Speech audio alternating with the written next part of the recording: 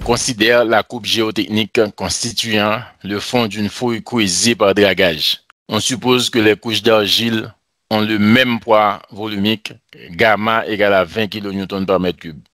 La mesure de la pression interstitielle à la base de la couche d'argile numéro 3 a fourni la valeur UD égale à 270 kPa. Question A. Vérifier que les couches d'argile sont le siège d'un écoulement vertical et on supposera qu'il est permanent. On a déjà répondu à cette question. Ensuite, question B.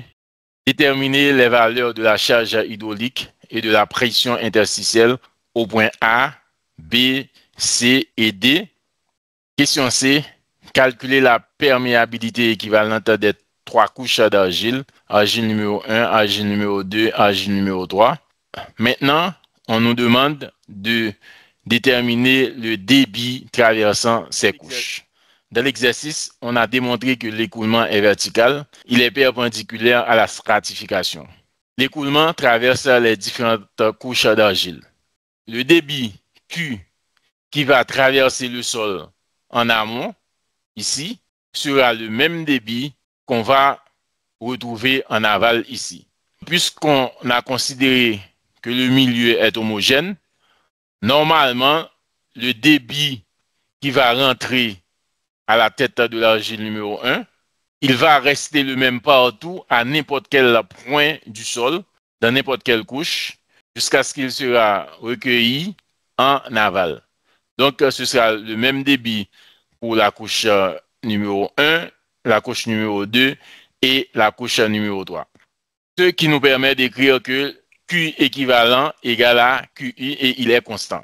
Q équivalent va être égal à K équivalente multiplié par I équivalente multiplié par A, égale à K1 multiplié par I1 multiplié par A, égale à K2 multiplié par I2 multiplié par A, égale à K3 multiplié par I3 multiplié par A, avec A la surface à traverser. Remplaçons les paramètres par leur valeur dans cette équation.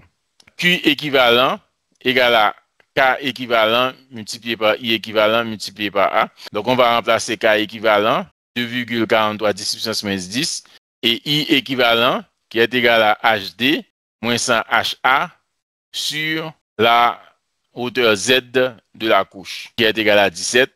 En remplaçant HD et HA par leur valeur, on va retrouver I équivalent égal à 0,41. Donc, ce qui implique que Q est égal à 10 puissance moins 10 mètres cubes par seconde par mètre carré. Donc, on va vérifier que ces débits sont les mêmes au niveau de la couche 1, au niveau de la couche 2 et au niveau de la couche 3. Q égale à K1 multiplié par I1 multiplié par A. K1 égale à 3 10 puissance moins 10 mètres par seconde et I1 égale à I1 ici égale à HB moins ça HA sur 3 mètres égale à 0,33.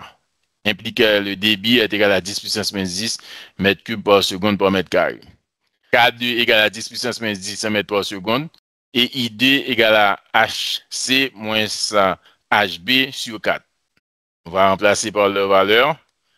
I2 va être égal à 1, implique que le débit est égal à Q égale à 10 puissance moins 10 mètres cubes par seconde par mètre carré. Q égale à K3 multiplié par I3 par A. K3 égale à 5 10 puissance moins 10 mètres par seconde. Et I3, voici la couche 3 ici. I3 égale à HD moins ça HC sur cette hauteur-là qui est 10. On va remplacer HD et HC par leur valeur. I3 est égal à 0,2, ce qui nous donne Q égale à 10 puissance moins 10 mètres cubes par seconde par mètre carré. Lorsque l'écoulement est perpendiculaire à la stratification, le débit en amont va être le même débit recueilli en aval. Ce débit est le même dans les différentes couches.